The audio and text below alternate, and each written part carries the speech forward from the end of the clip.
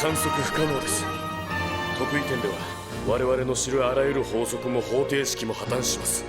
物理的に意味を持たない領域ですから。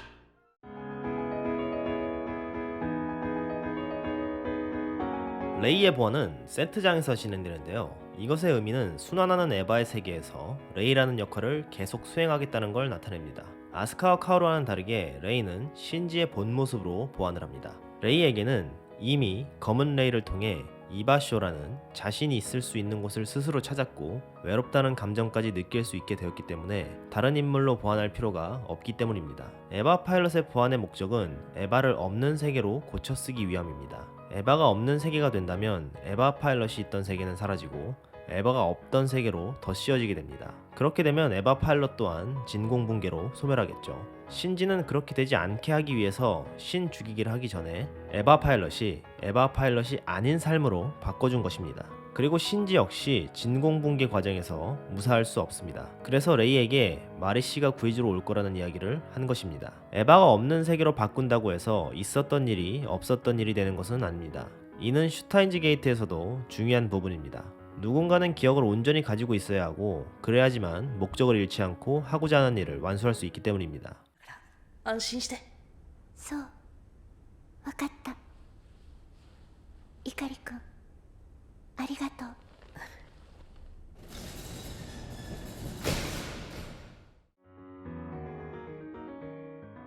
ダメな時は霊を使うまでだ。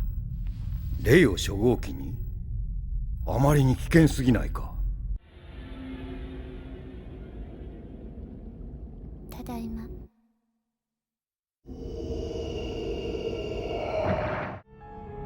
綾波。イカリくん、ごめんなさい。イカリくんをエヴァーに乗らないで済むようにできなかった。いいんだ。ありがとう、綾波。あとは僕がやる。そっか、私笑えるんだ。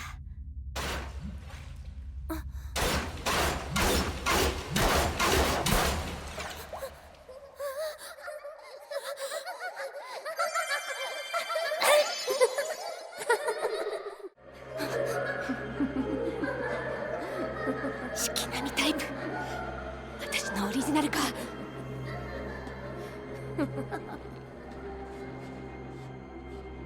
最後のエヴァは神と同じ姿。あなたも愛と共に私を受け入れるだけ。さあ、こちらへ。あいにくね。無駄よ、おバカさん。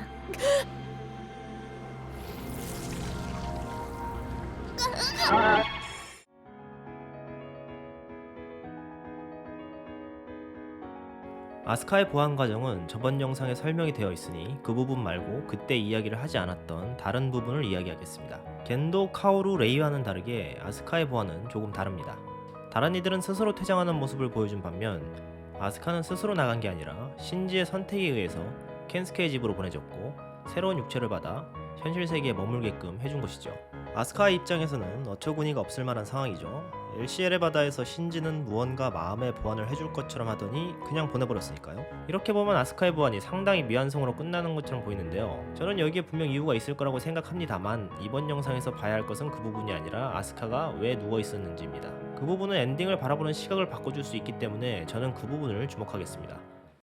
自分が経験できないことはもうそれはリアルじゃないとなりますから、でもそこはイマジネーションとかですね、イメージとかそういうものがあると思うんですよ。なかったら宇宙空間の爆発なんか誰も見たことないわけですから、そういうような表現できないってことですから、だからそこのリアリティというのはを埋めていくのは僕はイメージだと思うんですけど、個によってリアルというものが違えばそれはもうなんですかね、自分の中のリアルを求めていくしかないのかなっていうのはちょっと感じるとこなんですが。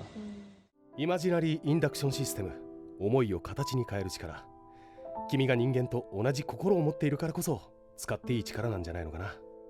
神でも悪魔でもない人間として生きろ。虚構と現実が溶け合い、全てが同一の情報と化す。これで自分の認識、すなわち世界を書き換えるアディショナルインパクトが始まる。私の願いが叶う。唯一の方法だ。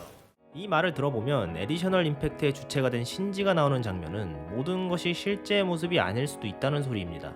그 예시가 LCL의 바다인데요. 여기서 아스카가 누워있던 이유는 아스카는 이미 엔트리 플러그 안에 육체가 재현되어 있는 상태에서 이 환상을 보고 있는 것입니다.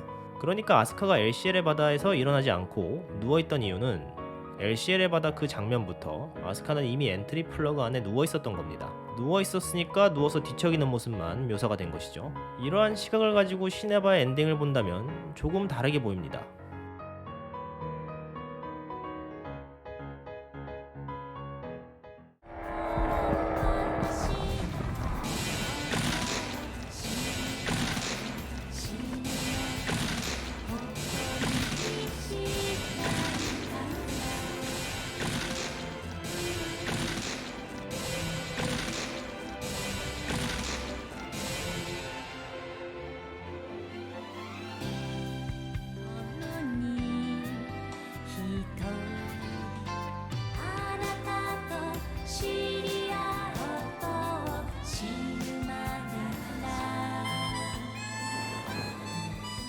이곳은 카오루와 지희를 서로 바꿔 밭을 주고 교환한 물가입니다. 원래는 카오루의 것이라는 것이죠. 그런 의미로 다시 보면 실제 해변가가 아니라 아무것도 없는 곳입니다. 이곳에서 카오루가 달에서 했던 것처럼 지구를 바라보는 그런 비슷한 행동을 하고 있던 것이죠. 그런 와중에 에바를 없던 세계로 만든 신지는 여전히 초호기 팔럿이기 때문에 진공붕괴 현상을 맞이한 것입니다. 안노 감독은 과거 라디오에서 애니메이션이 셀 애니메이션으로만 표현할 필요는 없다고 강하게 말한 적이 있었고, 구작에서는 현실 장면을 중간에 끼워 넣은 것을 보면 그러한 접근법으로 이 장면을 표현한 것이 아닌가 생각됩니다.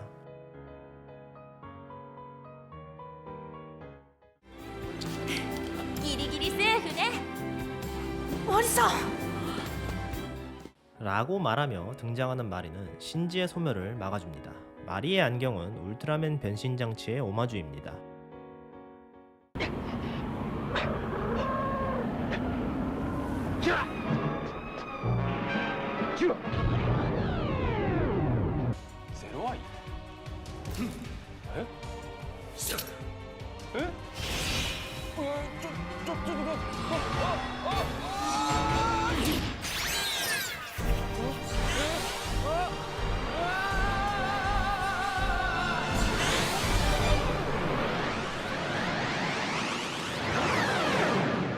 마리가 울트라맨이란 소리는 당연히 아니고, 울트라맨 변신 장치처럼 안경이 마리를 온오프 시켜주는 것 같은 느낌이 듭니다.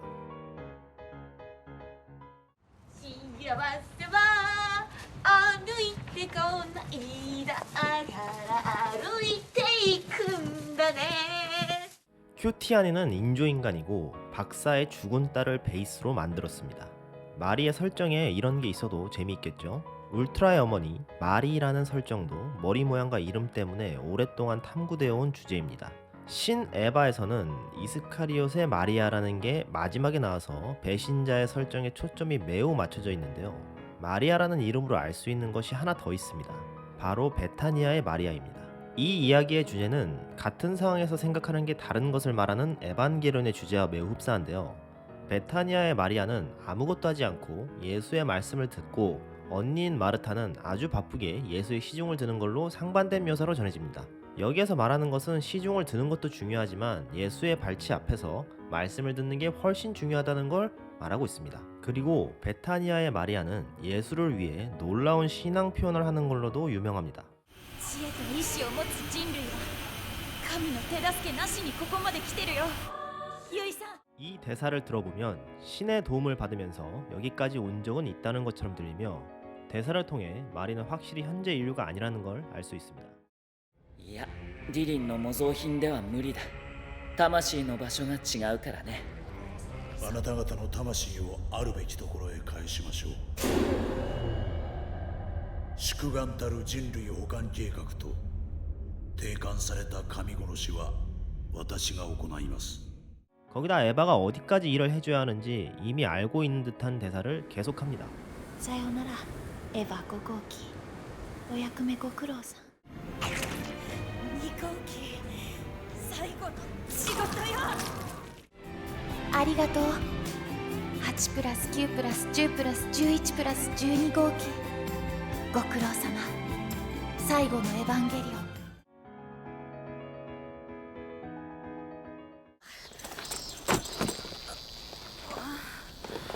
メガネ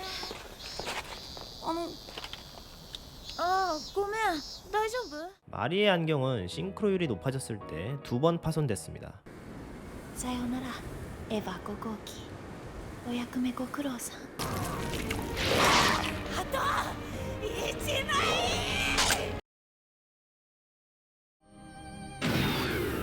ありゃ、行っちゃったか。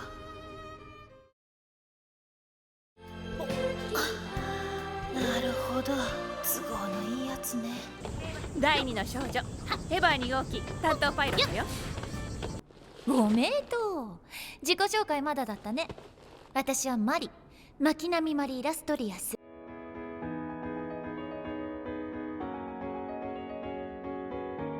이처럼 안경은 마리의 시선을 차단하는 기능을 가지고 있으며 스스로 안경을 벗었다는 것은 신지에게 정체를 밝히겠다는 의미이기도 합니다.